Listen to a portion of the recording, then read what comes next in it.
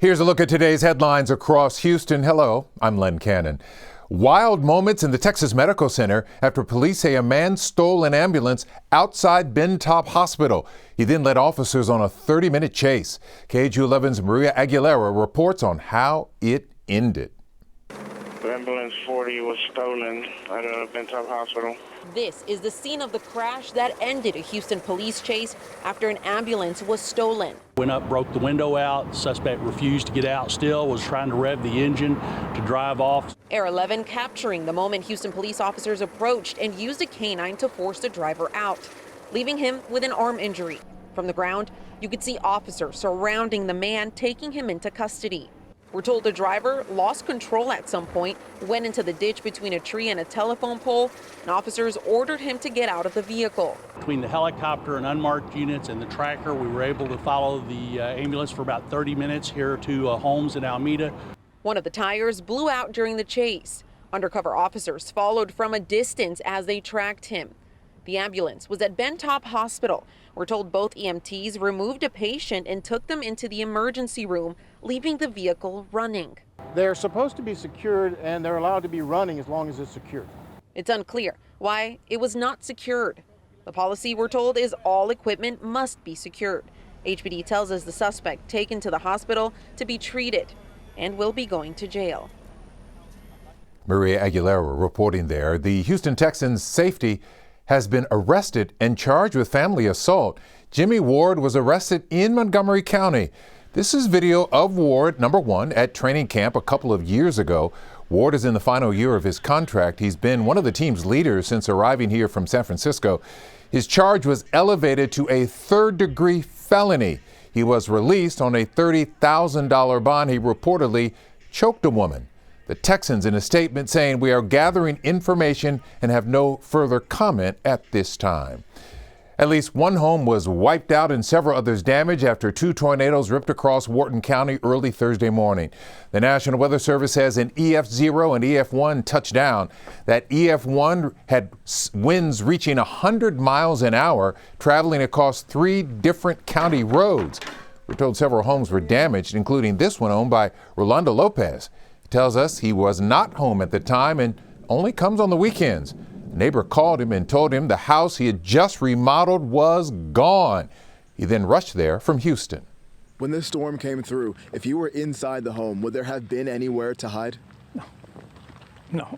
I mean, the restroom, but that's it. And if I would have hid in the restroom, and you see the restroom's way back there, so everything would have came falling down. Just thank God nobody got hurt. Yeah. That's just material stuff that can be replaced. Thank goodness indeed. Crews with the Texas Division of Emergency Management have been going door to door assessing all the damage there. A man got stuck in his vehicle in high water at this underpass east of downtown. Emergency responders say the water was about 2.5 feet deep.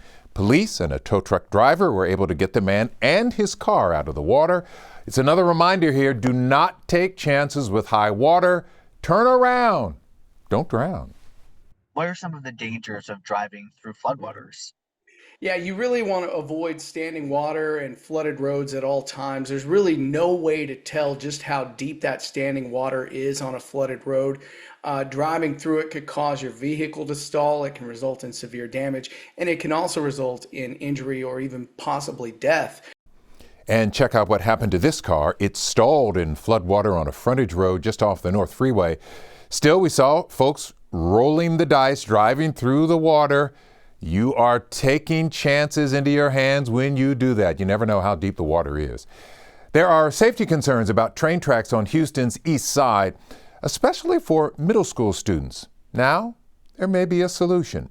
Houston City Council has approved a request for a $4.6 million grant from TxDOT to build a pedestrian bridge. It would be built near Market and Zindler Streets. Trains in the area often delay students heading to McReynolds Middle School. And for one student, seeing the delayed trains brings fear after hearing about the deadly train accident near Milby High School. I heard that at Milby there was a kid who got stuck at the train tracks and tragically died. Prayers to him and his family. I'm sorry for him and his family, but yeah, I heard about that and I got scared thinking about doing that ever again. District H Councilman Mario Castillo says they should know by the end of the year if that multi-million-dollar grant will be approved. The Houston area is known for producing outstanding athletes. Among them, former Klein Forest High School quarterback Matt Davis. KHOU 11 anchor Jacob Rascone caught up with Matt at Klein Memorial Stadium more than 10 years after his glory days there. He talks about a new purpose in life, one he never saw coming. I had threw a touchdown back there, so the two-point conversion. Few high school football stars stood out like Matt Davis. A lot of touchdowns on this field. The famous finish is still fresh more than a decade later. And when he pushed me, I went like this. So I remember like scoring here. I remember, I scored over there. Matt can't remember a time he didn't dream of football. My dad had me running the bleachers at Rice when I was 4. His talent on the field matched only by his leadership. But he had an ability to connect regardless of who was around or what upbringing. You know, it didn't matter. Like, everybody in the school connected with him. So you can imagine how devastating it was for him to learn he'd torn his ACL. And I went to the end of the hallway and just balled up in a fetal position and just started crying. Once in high school and again in college, just before the NFL draft. I didn't only feel like my season was ending, I had a feeling that my career was ending. I felt like I saw my entire childhood go out the window. So it starts in the grip. In a way, it did. Oh, I feel God in here today. But God, as Matt describes it and as the scripture puts it, there's a strong, gave him beauty for ashes. Father, in this moment, we say nobody else is worthy. Nobody could have ever told me that I would have believed it, that I would have been a pastor. Like, it wouldn't have happened. They're getting you on camera. Matt and his wife, now proud parents of a beautiful daughter, started Blueprint Church in Houston. It's amazing community Blueprint Church, welcoming thousands of worshipers weekly.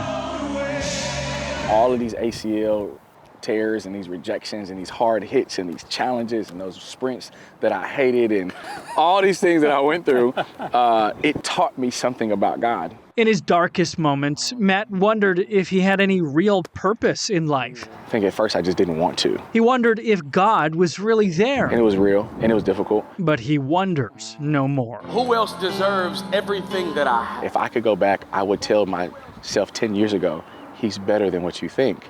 And he has more for you than what you think. Father, in this moment, we say nobody else is worthy. I feel more in purpose and more fulfilled doing what I get to do now than I did in any end zone. Like, seeing people's life be transformed by the gospel gives me more joy than any game I've ever won. all that we ask for. The calling Matt never saw coming. God, there is no pressure. And can't imagine living without. My son one day wants to learn how to throw a football. I gotta be able to teach him. For Houston's newest spiritual quarterback. Athlete turned pastor, Jacob Rascone, thank you. That's a wrap of your Houston headlines. Thanks for watching. I'm Len Cannon.